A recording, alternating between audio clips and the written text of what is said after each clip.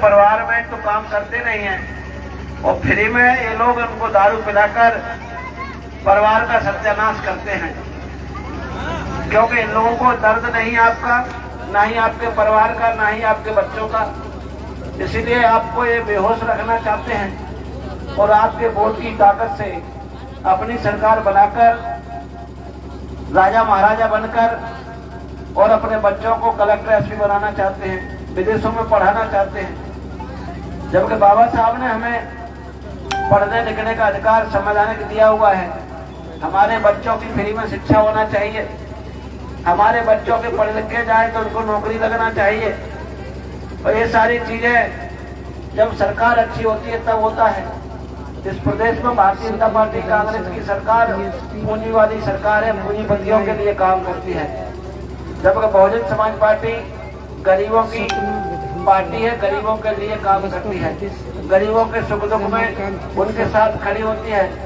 किसी भी भाई को जब जरूरत पड़ती है तब उसका सहयोग करती है। धन्ना सेठों को, पूंजीपतियों को माननीय बहन जी अपने पास भी भटकने नहीं देती हैं, क्योंकि उनसे हमें 1 रुपए भी कोई सहयोग नहीं चाहिए। बहुजन समाज पार्टी गरीबों के सहयोग से चलती है। इसके लिए आपके बीच में ये दान पेटी रखी है। हम लोग आप लोगों से 10 रुपए, 20 रुपए, 50 रुपए जो भी बनता है वो आपसे ले लेते हैं। मानवर काशीराम साहब ने कहा था कि मैं इस प्रदेश में और देश में इससे सोए हुए समाज को, इस भोले वाले समाज को, इस बिखरे हुए समाज को जोड़कर, इनको समझाकर इस प्रदेश का, देश का हुक्मरान बनाऊंगा। और अगर पैसे की कमी पड़ेगी तो मैं एक नोट, एक वोट के आधार पर इस देश की शासन सत्ता पे कब्जा करूंगा।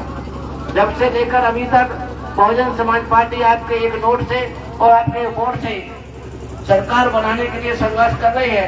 इस प्रदेश में हमारी सरकार अभी तक नहीं बनी है, पर उत्तर प्रदेश में बहुजन समाज पार्टी की 4 बार सरकार बनी है और 4 बार की सरकार में मानवर काशीराम साहब ने अथक प्रयासों से बाबा साहब के दिए हुए वोट के अधिकार की बदौलत और लिखे गए संविधान की ताकत से माननीय बहन जी ने उत्तर प्रदेश के गरीब समाज के, गरीब लोगों का भला करने का काम किया। जिन लोगों के पास जमीन नहीं थी उनको 3-3 एकड़ जमीन देने का काम किया। जिन लोगों के पास मकान नहीं थे उनको 2 कमरे, लैट्रिन, बाथरूम, किचन के साथ एक फ्लैट बनाकर देने का काम किया। जिन भाइयों की नौकरियां नहीं लग रही थी उनको बैकलॉग की जगह निकालकर उनको नौकरी देने का काम किया। जो बच गए उनको प्राइवेट में काम देने का काम किया। फिर भी बच गए तो उनको कोई ना कोई रोजगार धंधा खुलवाने का काम किया।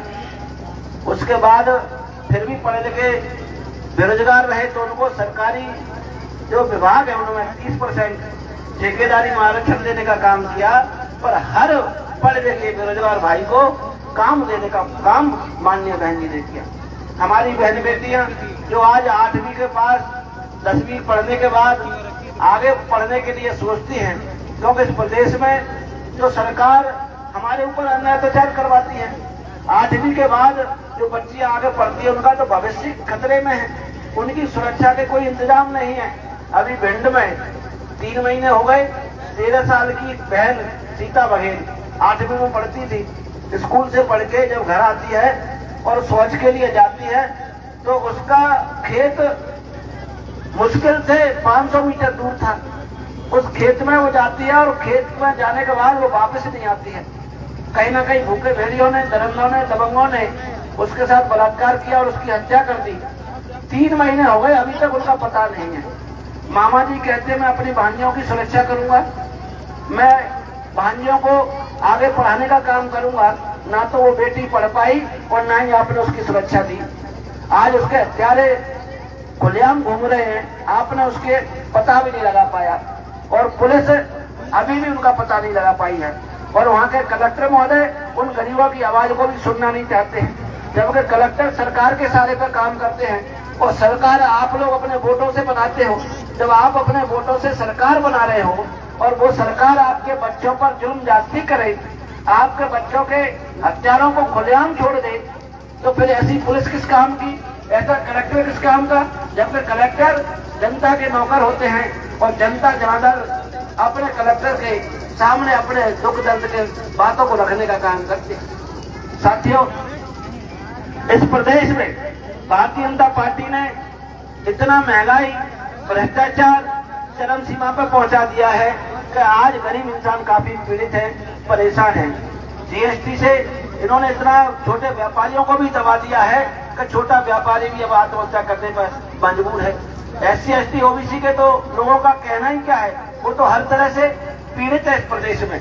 SC ST के लोगों के ऊपर जुर्म जाती तो पहले से बहुत ज्यादा हो रही है, पर OBC समाज के लोग भी आज दुखी है। इस प्रदेश में OBC समाज को 27% आरक्षण मिलना चाहिए, जबकि मानवर काशीराम साहब ने पूरे देश में घूमकर कश्मीर से लेकर कन्याकुमारी तक साइकिल चला चलाकर इस बिखरे हुए समाज को जोड़ने का काम किया और नारा दे दिया कि वोट हमारा, राज तुम्हारा, नहीं चलेगा नहीं चलेगा, और मंडल कमीशन की रिपोर्ट लागू करो वरना कुर्सी खाली करो, और जो जमीन सरकारी है वो जमीन हमारी है। भाईचारा बढ़ा, लोग जुड़ते गए और 1989 में बहुजन समाज पार्टी के 3 सांसद चुनकर दिल्ली पहुंचे। भारतीय जनता पार्टी कांग्रेस की सरकार बेदखल हो गई, VP सिंह की सरकार का गठन हुआ और उनको हमारे 3 सांसदों की जरूरत पड़ी। एक वोट की ताकत क्या होती है आप देखिए, हमारे 3 सांसदों के बगैर VP सिंह की सरकार नहीं बन रही थी। तब VP सिंह सरकार ने माननीय बहन जी से समर्थन मांगा, मानवर काशीराम साहब से समर्थन मांगा और कहा कि आपको जितने पैसे चाहिए हम आपको देने को तैयार हैं। सोचिए, हम आपसे अभी एक नोट की बात कर रहे हैं, उस समय माननीय बहन जी के सामने ये ऑफर था कि आपको जितने पैसे चाहिए आप बता दो और अपना वोट हमें दे दो। माननीय बहन जी ने क्या कहा, ना तो हम पैसों के भूखे हैं, क्योंकि पैसा हमारा गरीब समाज भले ही है, पर एक टाइम का अगर खाना भी छोड़ देगा तो हमारे पास अरबों रुपए इकट्ठा हो जाएगा। पैसे की आप चिंता छोड़ दीजिए, हम जिस काम के लिए सदन में पहुंचे हैं हमें पहले वो काम करना है। हम लायक बाप की लायक बेटी है, जिस बाबा साहब ने हमें वोट की ताकत दी है, जिस बाबा साहब ने देश को चलाने के लिए संविधान लिखा है, उस बाबा साहब को कांग्रेस और बीजेपी ने आज दिनांक तक सम्मान नहीं दिया, तो सबसे पहले बाबा साहब को भारत रत्न का सम्मान मिलना चाहिए। बहुजन समाज पार्टी तब आपको समर्थन देने का काम करेगी। दूसरा, जिन समाज ने, जिन साथियों ने मुझे चुनकर अपने वोट की ताकत से सदन में भेजा है, मैं उस समाज की अगर न्याय की लड़ाई नहीं लड़ पाई तो फिर मेरा इस सदन में रहना ही बेकार है। तो आपको मंडल कमीशन की रिपोर्ट लागू करनी होगी। साथियों, मंडल कमीशन की रिपोर्ट 1990 में लागू होती है, OBC समाज को 27% आरक्षण मिलता है और इस प्रदेश में दुर्भाग्य है कि OBC का मुख्यमंत्री होते हुए भी अभी तक 27% आरक्षण नहीं मिला है। 33 साल से उनको 14% आरक्षण मिल रहा है। पहले तो OBC समाज के चपरासी भी नहीं बनते थे, आज IAS IAPS बन रहे हैं, पर प्रदेश के लोगों को वो हक अधिकार OBC समाज को नहीं मिल रहा है, क्योंकि उनका अभी भी 27% आरक्षण इस प्रदेश में जारी नहीं हुआ है, उनको अभी तक नहीं मिला है। बहुजन समाज पार्टी की जब सरकार वहां पर है, इस प्रदेश में हर 3 घंटे में अन्याय अत्याचार होता है। हर 3 घंटे में हमारी एक बहन के साथ कोई ना कोई घटना घटती है, चाहे उसके साथ बलात्कार हो, चाहे उसकी हत्या हो, चाहे उसके साथ छेड़खानी हो, कुछ ना कुछ प्रदेश में हमारी बहन के साथ घटना घटती है। और शिवराज देखने के लिए परेशानी आती थी तो माननीय बहन कुमारी मायावती जी ने जब बेटियां 11वीं में तो माता सावित्रीबाई छात्रवृत्ति योजना लागू करके उनको 15,000 रुपए छात्रवृत्ति, एक साइकिल, 1,000 का लालच सम्मान की बात कर रहे हैं। 1500 रुपए में नारी का कौन सा सम्मान हो जाएगा? हमारी इतनी बहनें यहाँ पे बैठी हैं, आपको 1500 रुपए दे दिए जाएं, आपके बच्चे पढ़ने के लिए शिक्षा मिल रही है और ना ही आपके बच्चे जो पढ़ने के उनको नौकरी मिल रही है। आपके घर में जो आपके मुखिया है घर के, उनके पास कोई काम धंधा नहीं है, 1500 रुपए दे दिए, यानी हमको ये भिखारी बनाना चाहते हैं, हमको मजदूरी नहीं देना चाहते हैं, हमारे बच्चों को पढ़ाना नहीं चाहते हैं, पढ़े लिखे बच्चों को नौकरी नहीं देना चाहते हैं, सिर्फ हमको 1500 रुपए देकर भिखारी बनाना चाहते हैं और उसके बदले वोट देना चाहते हैं। तो वे कह रहे हैं कि हमारी सरकार बनेगी तब हम आपको 1500 रुपए देंगे, तब हम आपको 500 रुपए में सिलेंडर देंगे, हम आपको 100 यूनिट बिजली फ्री देंगे। भाई, आप 100 यूनिट बिजली फ्री दे दोगे 200 रुपए की, आप 500 रुपए में सिलेंडर दे दोगे, 700 रुपए उसमें बचा दिया आपने, 1000 रुपए हो गया। 1500 रुपए आपने हमारी बहनों को दे दिया, चलो हमने 2500 रुपए मांग दिया। 2500 रुपए से एक महीने में जब 2500 मिले तो फिर हमारा एक साल में कितना हो जाएगा भाई? उस एक साल में एक आदमी का कुछ भी भला होने वाला नहीं। एक साल में 30,000 रुपए से कुछ भी भला होने वाला नहीं। 30,000 रुपए आपने दे दिए। अब आप बताइए, जब आपके बच्चे अगर पढ़ लिख जाएंगे और उनकी नौकरी लग जाए तो एक महीने में 30,000 आएंगे।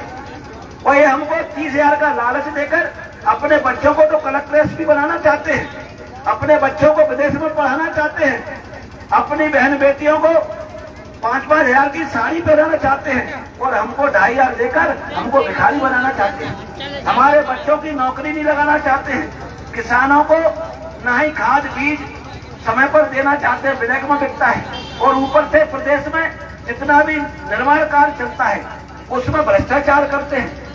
आपने देखा हो 2 साल पहले भारतीय जनता पार्टी ने तमाम नदियों के पुल बनाए और पानी की ज्यादा बरसात हुई, बाढ़ आई तो सारे पुल बह गए।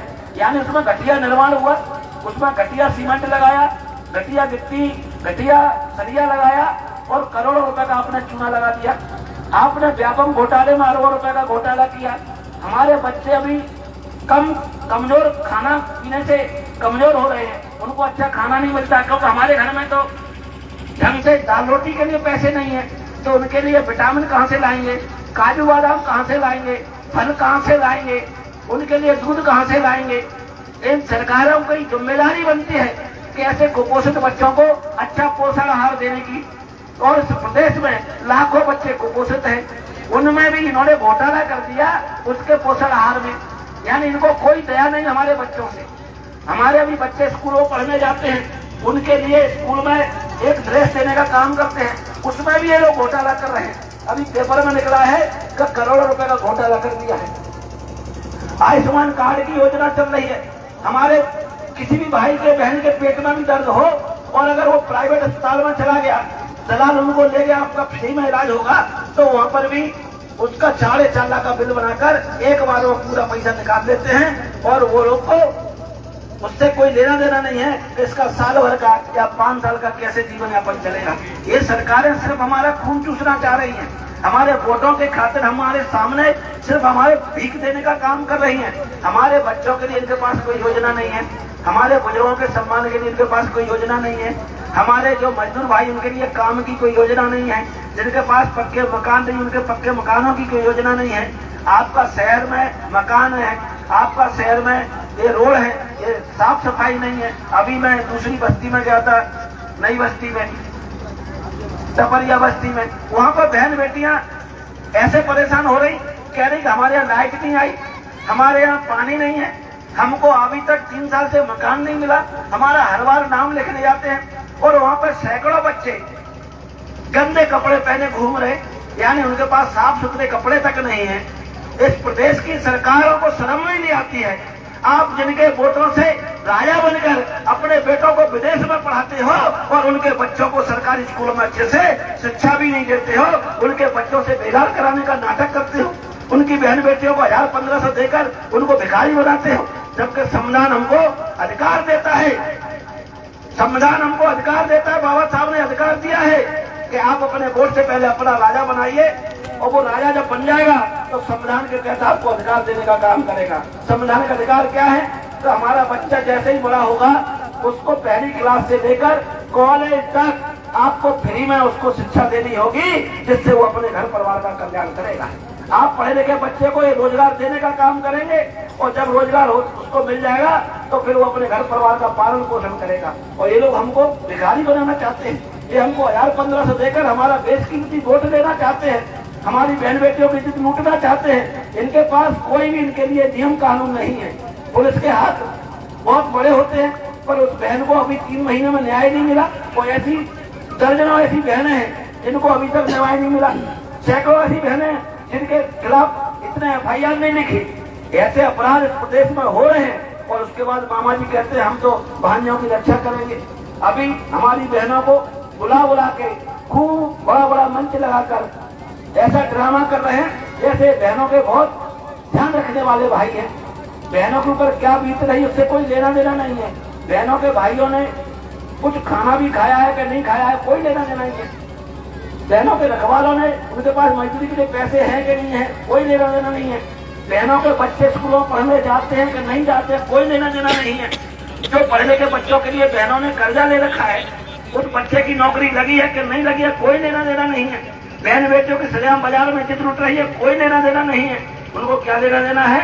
मैं अपनी बहनों को लाडली बहना योजना के तहत 1000 रुपए हर महीने दूंगा, यानी 12,000 देकर वो ऐसे एहसान जता रहे हैं जैसे उन्होंने हमारे लिए ताजमहल बनवा दिया हो, जैसे उन्होंने हमारे लिए बहुत बड़ा घर बनवा दिया हो, जैसे उन्होंने हमारे बच्चों की इतनी बड़ी नौकरी लगवा दी कि अब हम भूखों नहीं मरेंगे। यानी 1000 देकर वो आपका बेशकीमती वोट देकर खुद राजा बनना चाहते हैं और आपको भिखारी बनाना चाहते हैं। बाबा साहब ने आपको वोट का अधिकार देने के लिए अपने बच्चों तक की कुर्बानी की है, अपने कठिन परिश्रम करके, विदेशों में अच्छी पढ़ाई करके और एक टाइम खाना खाकर आपके लिए हक अधिकार सुनिश्चित किए हैं। इस देश का संविधान बाबा साहब ने लिखा है और संविधान में हमारे लिए पूरे हक अधिकार सुनिश्चित किए हैं।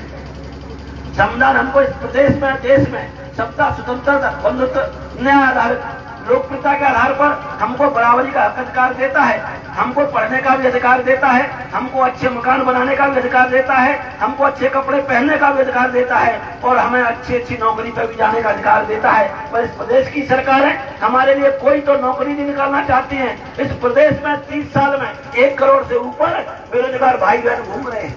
आज वो कहीं स्टेशन पर चाय बेच रहे हैं, तो कहीं किसी का झाड़ू लगा रहे हैं, तो कहीं झाड़ू पोंछा कर रहे हैं, कहीं स्टेशनों पर पोंछा लगा रहे हैं, तो कई लोग किसी के घरों में बहन बेटियां खाना बनाने का काम करती हैं, किसी घर में झाड़ू पोंछा करने का काम करती हैं। हमारे भाई लोग किसी के मकान में मजदूरी करने का काम करते हैं, वो भी इनको समय पर नहीं मिल रही है। अब इन्होंने आउटसोर्सिंग के माध्यम से लोगों को काम देना शुरू कर दिया है। आउटसोर्सिंग का मतलब है कि मजदूरी तो 500 रुपए मिलेगी, पर ठेकेदार 200 काटेगा, 300 रुपए आपको देगा और एक ठेकेदार 100 मजदूर लगाता है।